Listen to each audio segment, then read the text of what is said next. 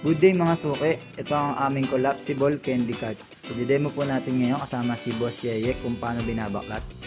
Hinuhugot lang po yung apat na paa, pwede rin po yan magkapalit-palit, same size po yan. Yung sa ibabaw naman po natatanggal at yung loob po ay natutupi po.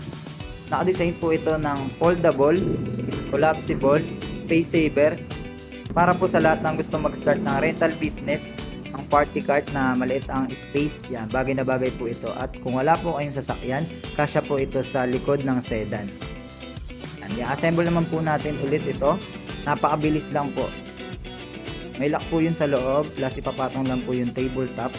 At isusuksok po ang 4 pieces na paa. Pwede po yung magkapalit, same size po yan lahat.